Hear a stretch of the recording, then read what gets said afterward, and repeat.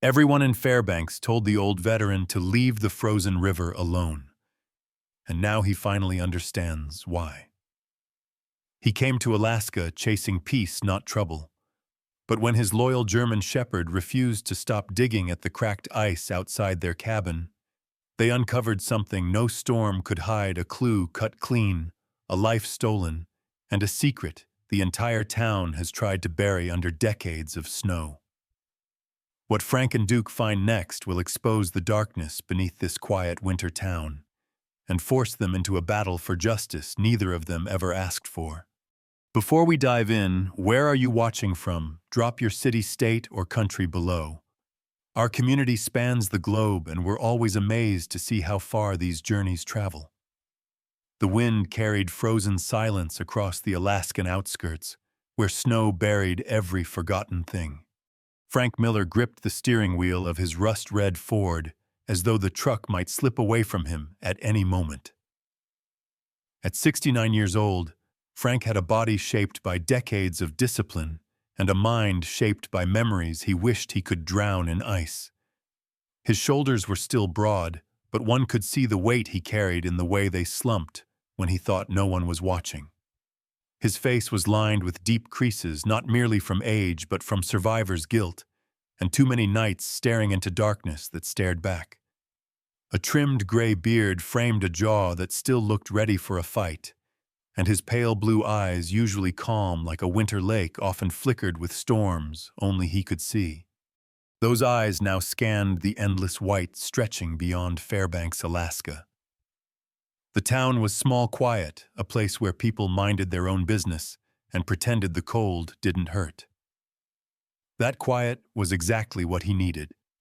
Because inside Frank lived a constant war, one that began years ago on a Navy vessel when a young seaman died calling his name. A cover-up, a lie and guilt he could never shake. Retirement didn't save him. Therapy didn't fix him. So he came here where even nightmares froze slow. On the passenger seat sat the only soul he trusted, Duke, a 7-year-old German shepherd, with a thick black and tan coat, powerful build, and ears always alert to danger. Duke wasn't just athletic. He moved with purpose, as if every step was a mission. He wasn't the type to bark at shadows. He waited, analyzed, and acted when danger was real. His amber eyes shimmered with a wisdom far beyond instinct, as though he too carried memories not meant to be remembered.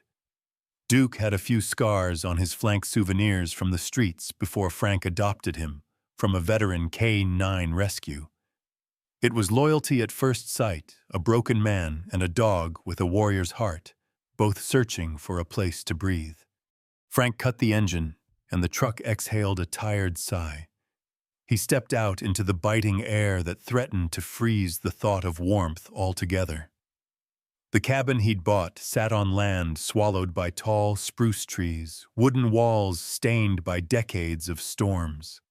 Snow clung to the roof, drooping like an old man's shoulders. A narrow porch wrapped around it, half buried by wind-piled drifts. The boards creaked like bones aching in the cold. He understood that feeling too well. "Well, Duke, looks like home," Frank muttered, his voice gravelly from years of yelling over crashing waves and echoing artillery. He didn't smile often, but something close tugged the corner of his mouth as Duke leapt into the snow, nose-twitching, tail swaying low, like a cautious welcome. Inside the cabin looked untouched for months. Dusty air tasted like old wood, and memories that didn't belong to them. 2 rooms, a small kitchen with metal cabinets, and a living space with a window staring straight into the endless white wilderness. The fireplace was cold, dead. Frank worked his stiff fingers around split logs, grateful for something physical, something he could control. He built a fire. Flames crackled, light flickering against the shadows of his past. Yet warmth didn't reach his deepest places. He sat on the floor beside Duke, the dog resting his big head on Frank's knee. The silence here was different. Not the good kind. It felt like the land itself was holding its breath.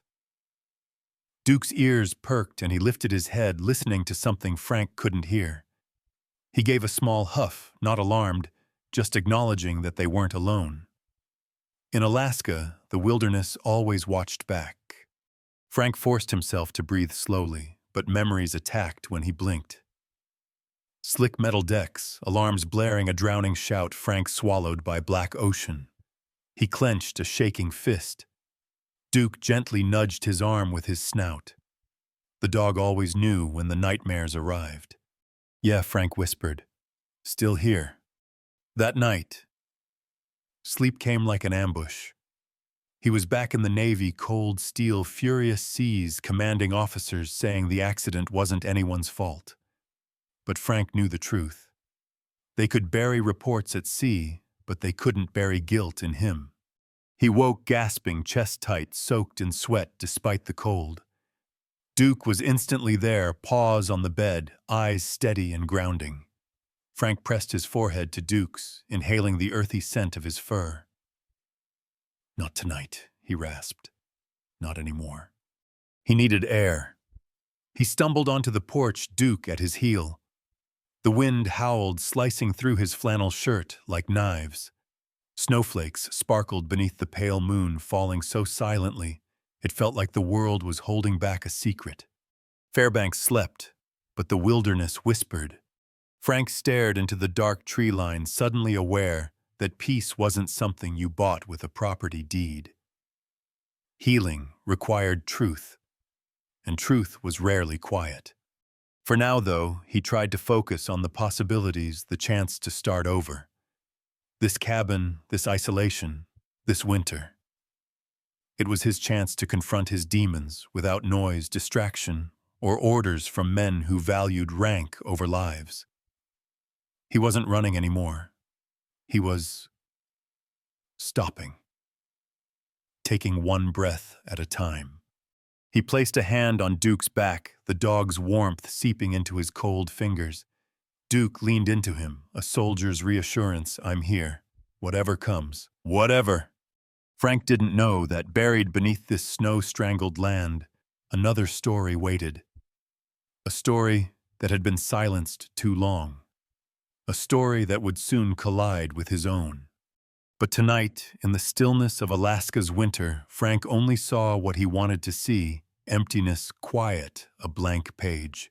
He did not yet understand that blank pages sometimes hide invisible ink, and Duke, ever watchful, gazed toward the frozen river, sensing a threat rising from beneath the ice, one that would soon shatter the fragile peace Frank believed he'd found.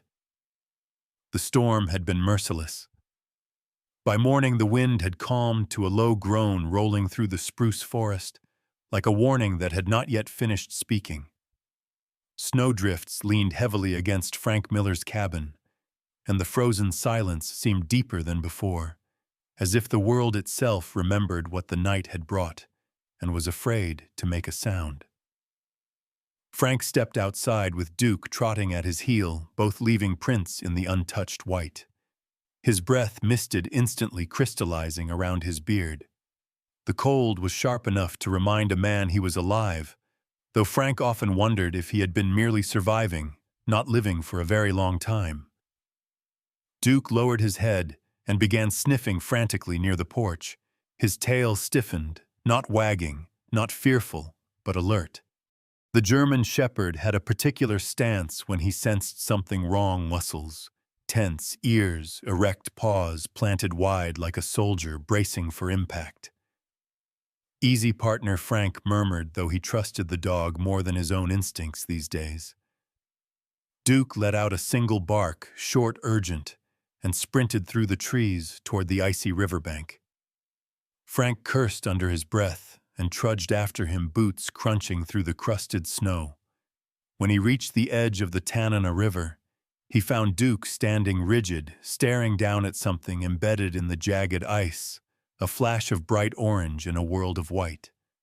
Frank knelt carefully, the cold biting through the denim at his knees. It was a life vest, half frozen into a fractured pocket where the river had broken through the ice. The storm had ripped loose trees, debris, anything not tied down, and apparently something that wasn't meant to be found. Frank tugged the vest free with one hard pull, then brushed off packed ice with stiff fingers. The vest looked almost new, but one strap had been sliced clean as though with a sharp blade. His heartbeat quickened the same thump-thump he heard in the Navy before chaos struck. A cut was intentional. A cut meant someone wanted this vest to fail. Duke whined, eyes flicking toward the tree line, as if expecting danger to step out. "Yeah," Frank whispered. "I feel it too." He stood and scanned the horizon. The river lay silent, too silent. He tucked the vest under his arm and hurried back toward the cabin. By the time he reached the porch, the hum of an approaching engine rumbled through the chilled air. A police SUV, white with the Fairbanks emblem fading along the doors, crawled up his snowy driveway. The driver's door opened and Deputy Tom Harris stepped out, adjusting his thick jacket. Tom looked to be in his early 40s average height, with a broad chest and a stomach just starting to soften with small-town comfort. His face was round cheeks permanently flushed from the cold, or the whiskey he was rumored to love. A sandy mustache masked most of his upper lip, and fine crow's feet spread from his brown eyes, côtes, that looked friendly at first glance but grew sharper and more evaluating the longer they stared. Word around Fairbanks was that Harris had once been a good man, sharp, dedicated, but something had changed after his younger brother died in an oil field accident up in Prudhoe Bay. Harris had grown colder, less trusting, less kind. "Morning," Harris said with a voice that tried too hard to sound casual. "Got reports of debris washing up after the storm. Everything all right out here?" Frank didn't like being scrutinized. He held the life vest up. "Found this stuck under the ice." Harris barely looked at it before shrugging. "Probably just trash. Storms drag junk from all over the state. Don't make much of it." His tone was too quick. "Defensive." Duke growled low. Frank's eyes narrowed. "You had a man go missing recently, right?" Local fisherman Harris inhaled sharply, as if he didn't expect Frank to know. "Just an accident near the river," he replied flatly. "Nothing to worry about." "This strap was cut," Frank said, "not torn." Something flickered behind Harris's eyes. Annoyance, fear, or anger, Frank couldn't tell. The deputy stepped closer, boots creaking in the snow. "Listen, Mr. Miller," he said, quieter now. "You're new here. Fairbanks folk. We respect privacy. You see something strange, you let us handle it. Don't go starting rumors." Frank straightened to his full height, military discipline returning to his spine. "With respect, Deputy, I've seen enough to know the difference between an accident and a message." Harris's gaze hardened. His breath misted in a slow, controlled exhale. "Let the river keep its secrets," he said. "People who dig too deep." He paused, eyes flicking to Duke, tend to fall through the ice. The warning hung there heavier than the snow on the trees. Duke stepped forward, muscles rippling beneath his coat, issuing another growl. Harris stepped back to his SUV. "Be smart, veteran," he muttered. "Mind your business." The vehicle rolled away, tires crunching over frost, leaving Frank alone with his anger boiling just beneath the surface. He looked down at Duke. "Cover up," he said under his breath. "Plain as day." Duke nudged the vest, then glanced toward the river, toward whatever truth lay trapped beneath the ice. Frank carried the vest inside and laid it on the table. The bright orange clashed sharply against the gloom of the cabin. He traced the cut strap again and again, the same way his mind traced the memory of a young sailor's last breath. He couldn't bury another truth, couldn't let someone else's death be washed clean by silence. The fire popped in the hearth sparks, leaping like frightened birds. Outside, the sunlight dimmed, though it was barely midday. A chill not from the cold slithered up his spine. Duke barked sharply, alert, insistent. Frank grabbed the vest and stepped out onto the porch. Duke stared toward the far side of the riverbank where the snow was still unsettled, shaped into a low mound by wind and storm. Tracks, no drag marks. Something had been pulled across the ice. Something or someone. Frank's pulse pounded. Fairbanks was hiding something rotten under its winter skin, and he had just kicked up the snow. As Duke padded ahead, Frank followed each footstep, a commitment he could no longer undo. The day after Deputy Harris's warning, the sun climbed pale and reluctant over Fairbanks, a weak light doing little to warm the frozen world below. Frank Miller barely noticed the cold as he stood on the porch, hands shoved into his coat pockets, eyes fixed on the distant river. The cut life vest weighed heavily on his table inside like a bright orange accusation that refused to be ignored. Duke sat beside him, gaze sharp, nose twitching at scents that Frank couldn't detect. The dog was restless, ears flicking every few seconds, muscles taut, like a coiled spring waiting for movement. Frank tried to distract himself with chores, chopping firewood, tightening the shutters, checking the chimney, but his mind kept drifting back to that warning. Let the river keep its secrets. He had heard words like that before. He had been told to look the other way once to sign a report that buried truth with the dead. He had obeyed then, and the guilt still gnawed at him like frostbite that never healed. He wouldn't make the same mistake twice. Come on, Duke, Frank said, finally grabbing his wool cap. Let's go into town. The drive was slow, the road slick with a thin layer of ice. Fairbanks wasn't large, just a scattering of wood-frame buildings, diners with neon signs half buried in snow, and a few stubborn locals bundled in thick jackets moving from one heated space to another. Frank parked in front of a modest diner with fogged-up windows. The sign above the door read, Lily's Place, the paint peeling, but still cheery. Inside, the warmth hit him immediately, along with the smell of bacon, strong coffee, and the faint whiff of fried fish. A waitress weaving between tables cast a quick glance at Duke, who settled obediently beside Frank's stool tail, sweeping the floor once in greeting. While waiting for coffee, Frank scanned the room, searching for a face that looked like it had seen the river from the other side of fear. Then he noticed a man sitting alone in the back booth. He was elderly, maybe late 70s, with skin weathered into deep lines by wind, sun, and time spent on the water.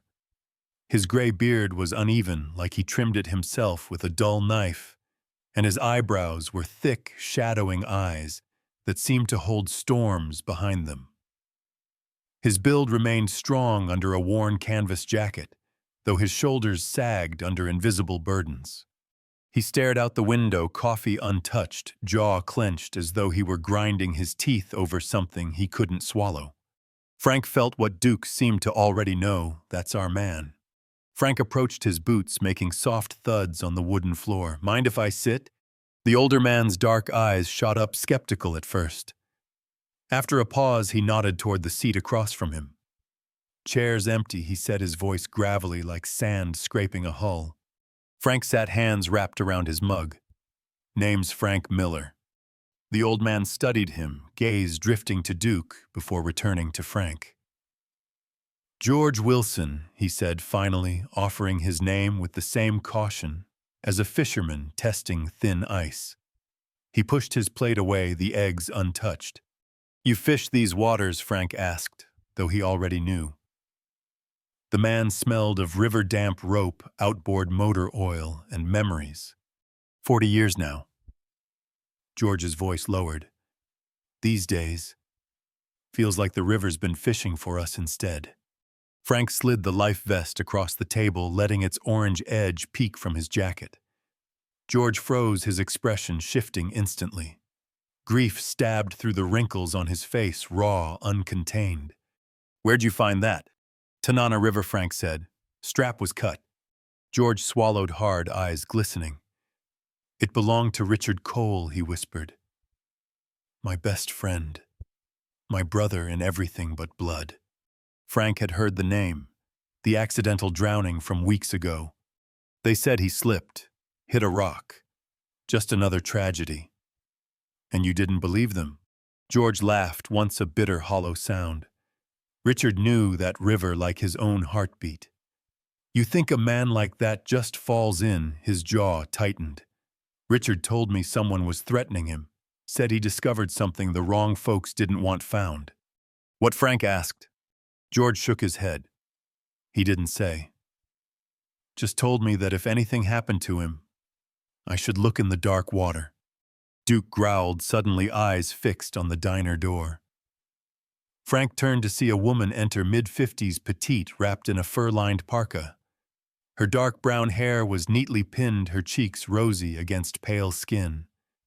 Her eyes, icy blue, swept the room with a confidence that suggested she was used to being obeyed. She was Claire Thompson, Fairbanks's newly elected mayor, a figure known for smiling at cameras, but rumored to be sharper than she appeared. Her boots tapped decisively across the floor as she greeted patrons by name, shaking gloved hands, warmth glimmering on her lips, but not reaching her eyes. When those eyes landed on George, the smile flickered, tightened. George, she said carefully, out early today. George's shoulders hunched defensively, and his voice lost its edge. Just coffee. He avoided her gaze altogether. Claire tilted her head slightly, then acknowledged Frank with a nod. You're the Navy man, right? Moved out near the river. Frank returned the nod, trying to find some peace. Her smile sharpened. Peace is precious out here. People who disturb it rarely find the winter kind. She patted George's shoulder too hard to be friendly and glided away. George waited until she was out of earshot before muttering, That woman knows everything that happens in this town, and she wants to keep it that way. Frank could feel the net tightening already. So what now? George leaned in. Now we find what Richard was trying to show me, before they come for both of us. Frank wasn't one to trust quickly, but he recognized a soldier carrying guilt. He saw it in the way George clenched his jaw and how his hands trembled, not with fear, but fury at being powerless. They weren't strangers. They were the same kind of men, haunted, tired, unwilling to bury another truth. Frank reached down and scratched Duke behind the ears. The dog's muscles eased slightly, but his gaze remained locked on the door, watchful. All right, Frank said. Tell me where to start. George looked him dead in the eye. Under the ice, where the river hides its dead. Duke let out a single low bark as if sealing the pact. Outside, a snowstorm began to rise once more, clouds thickening into bruised purple skies. The wind's howl sounded almost like a warning. But Frank's mind was already shifting into mission mode, precision, focus, determination. He would not fail another brother. Night settled early over Fairbanks, the kind of deep Arctic darkness that made even the memory of sunlight feel like a dream. The river frozen into a jagged sheet of pale blue glass, stretched ahead like a sleeping beast. Frank Miller drove his truck slowly along the narrow road, George Wilson in the passenger seat, and Duke standing tall in the back, his paws planted firmly, nose raised to the wind.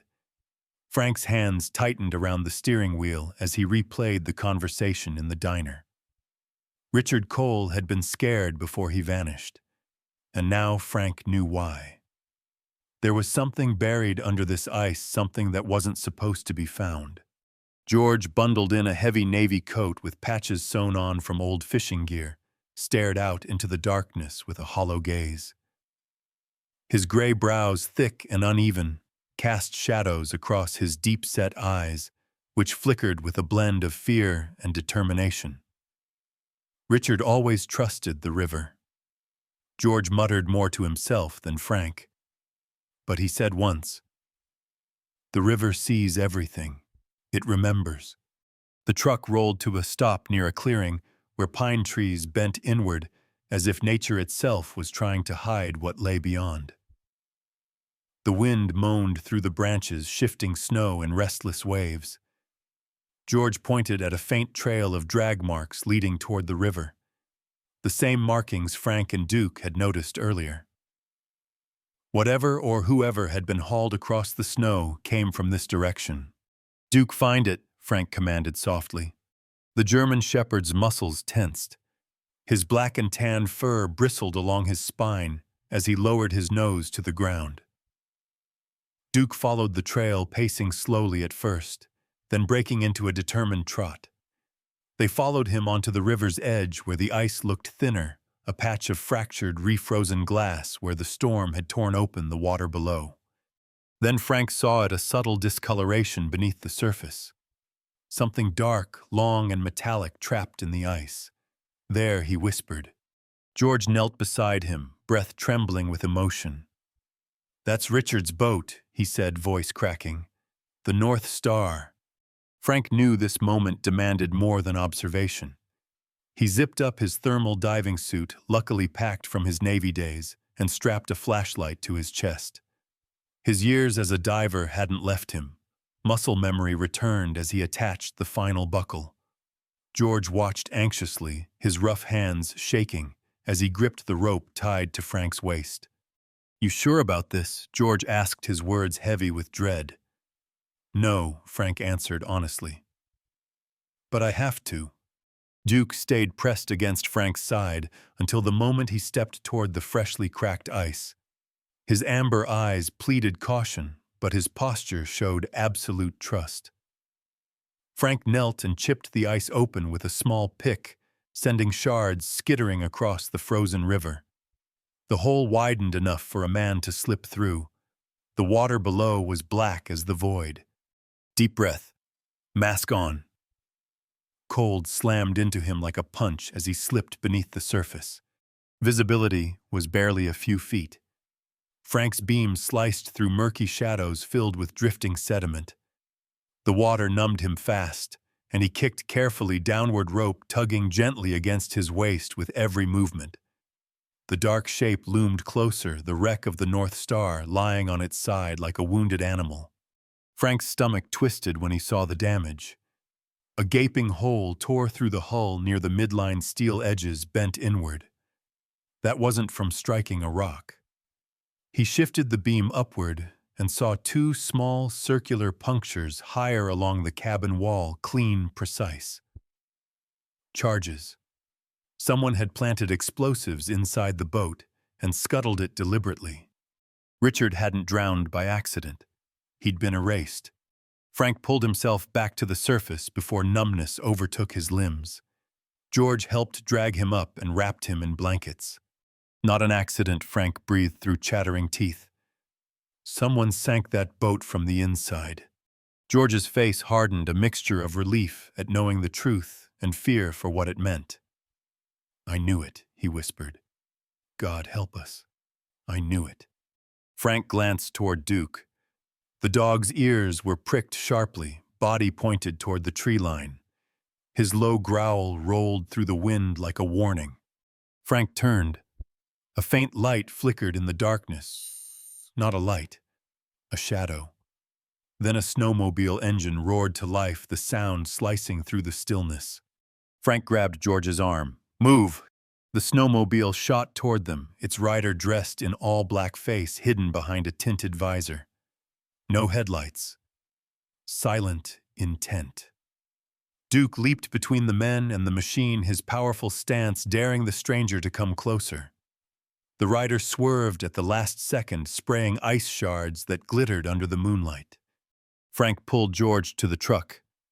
"They're trying to stop us," George hissed, anger overriding fear. Duke barked fiercely, lunging at the snowmobile as it circled back. The rider raised a hand, holding a metal rod with a sharp glint. Not a tool. A weapon. Duke dodged the first swipe, teeth bared. Frank cursed and fumbled for the flare gun in his truck bed. He fired.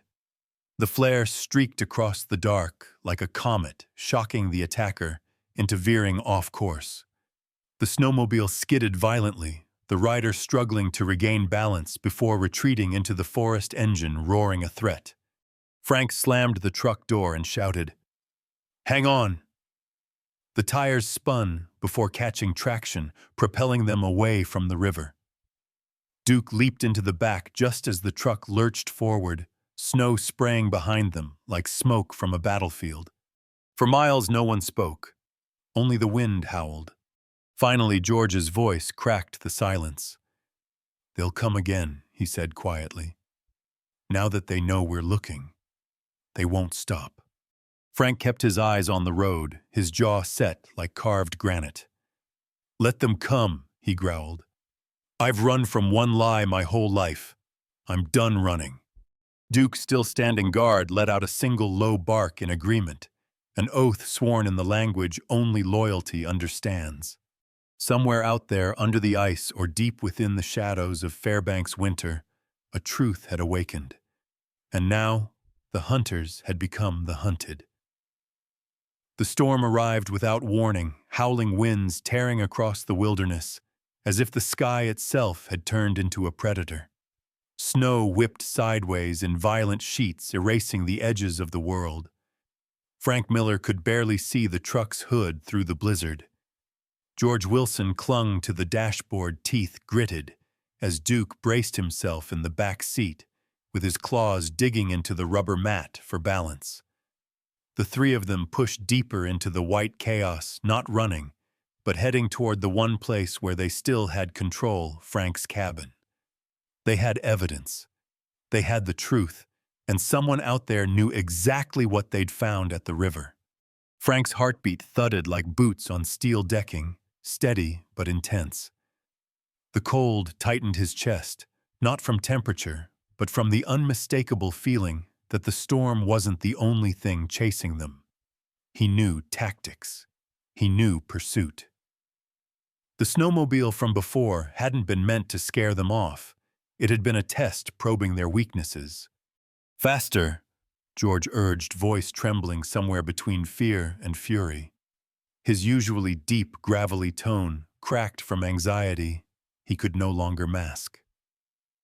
The old fisherman's weather-beaten hands were clenched so tightly that his knuckles looked as white as the storm outside.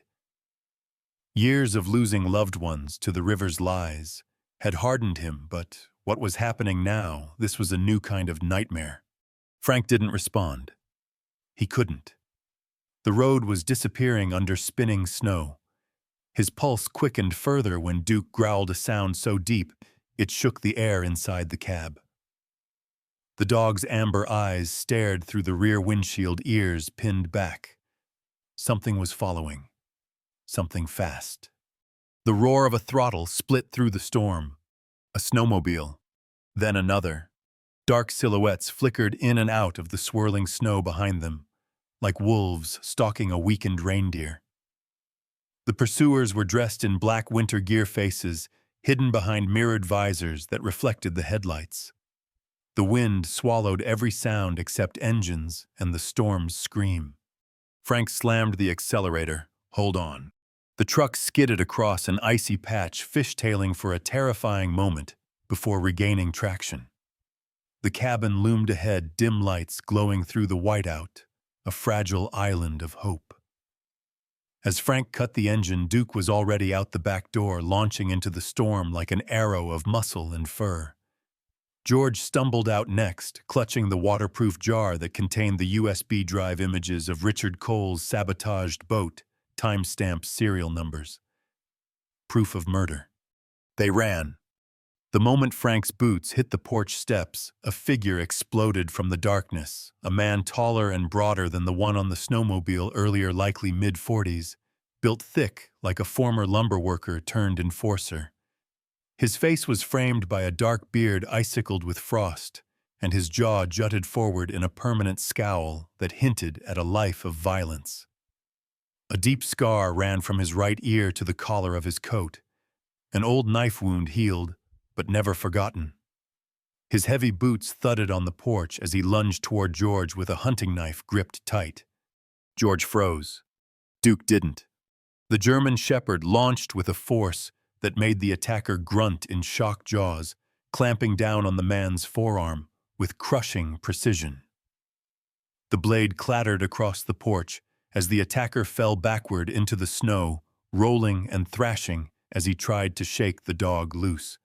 "You picked the wrong old men," George shouted, adrenaline burning away fear. He kicked the knife farther from reach. But another attacker was already coming, a slimmer figure, quick on his feet, eyes darting with frantic aggression. He wore a thick parka but no face covering, revealing sharp cheekbones and pale, anxious eyes.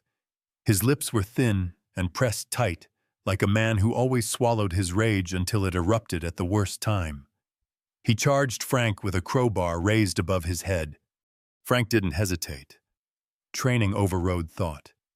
He stepped into the attack, grabbed the man's wrist, twisted hard. An old Navy SEAL maneuver, and used the attacker's own momentum to send him crashing into the porch railing. The crowbar slipped from numb fingers. Frank slammed him again, pinning him with his knee. His breath puffed out in heated bursts as memories flooded back, grabbing a sailor before he slipped into ocean darkness. Too late. Not this time. The scarred enforcer finally tore free of Duke's jaws with a pained howl. Blood streaked across the snow like oil spilled on ice. Producing a gun from inside his coat, he aimed it straight at George. Frank didn't think. He threw his own weight into the man with the crowbar, tackling him sideways, just as a gunshot cracked like thunder. A chunk of wood exploded from the porch post, inches from George's head. Duke spun and attacked the gunman's leg, teeth sinking deep. The man screamed again, firing another wild shot into the night sky. George dove behind the railing, clutching the evidence jar to his chest like a lifeline. Frank managed to rip the gun free in the scuffle and tossed it into the snow as far as possible. Then he grabbed the attacker's thick coat, punched him square in the jaw, and felt the man's body go slack. Duke released his hold, chest heaving, fur bristling like electricity. But the second attacker, the thin one, was still conscious. He scrambled up and bolted for the snowmobile. Frank chased boots, slamming through drifts. The man stumbled, slipped, and Frank tackled him hard, the impact expelling a grunt of panic from the man's throat. Frank pressed him down into the snow, twisting his arms back. "You're done," Frank growled. His voice thundered with authority he hadn't used in years. George and Duke rushed over. Duke hovered protectively over the downed man, teeth bared, a deep, warning rumble vibrating from his chest. "Who sent you?" Frank demanded. The man spit blood into the snow and hissed, "You're digging up things that needed to stay buried." George struck him across the face, years of bottled rage unleashed in a single blow. "Say his name," George barked. "Say Richard Cole. Say what you did to my friend." The man's eyes flicked with fear. Frank loomed closer. "Talk. Now." A long pause. A trembling exhale. Finally, it was insurance money. Fake deaths. New identities. The thin man stuttered. "People disappear, the right people collect. The mayor keeps the machine running." Claire Thompson. The friendly smile. The cold eyes. Frank's blood went ice hard. George nodded slowly, heartbreak mixing with vindication. "We knew," he whispered. The enforcer lay unconscious. The thin attacker was shackled by Frank's belt and a long strip of duct tape George found under the porch bench. The storm continued to rage, but something had shifted. Finally, the truth wasn't sinking anymore. It was rising. Frank called the state police directly. Not local. Not Harris. After years of silence, justice finally had a voice and a witness. And a soldier who refused to look away again. As sirens echoed faintly through the storm growing closer, Frank knelt beside Duke and pressed his forehead to the dog's. "You saved us," he whispered. Duke's tail gave a slow, proud wag, and his warm breath on Frank's cheek felt like the first sign of spring. Winter still ruled the land. But inside Frank's chest, something thawed. He wasn't alone anymore. He wasn't running anymore. Thanks to loyalty, truth, and one fearless dog, he was fighting again. In the end, Frank learned something far greater than the truth beneath the ice. He learned that even in the coldest winters of our lives, when the world feels silent and hope seems buried, God can send miracles in the most unexpected forms. Sometimes that miracle looks like a loyal dog who refuses to leave your side. Sometimes it looks like a stranger who becomes a brother. And sometimes it's simply the strength God places in your heart to stand up one more time when fear tells you to fall. Life will always have storms, but storms never last forever. And for every night that feels too dark, there is a dawn that God has already prepared. If you're watching this right now, maybe you needed a reminder that you are not alone, that even if the ice under your feet feels thin, God walks with you, guiding your steps, warming your spirit, and protecting you in ways you may never see. Before you go, I invite you to share your thoughts in the comments. Tell us where you're watching from or who your Duke is, the person or blessing God placed in your life to keep you going. If this story touched you, please like the video, share it with someone who might need hope today, and subscribe to the channel so you never miss another journey of faith, resilience, and miracles hidden in everyday life. May God bless you, protect you, and keep your heart warm through every season. And may every step you take be guided by His light. Stay safe, stay hopeful, God is with you.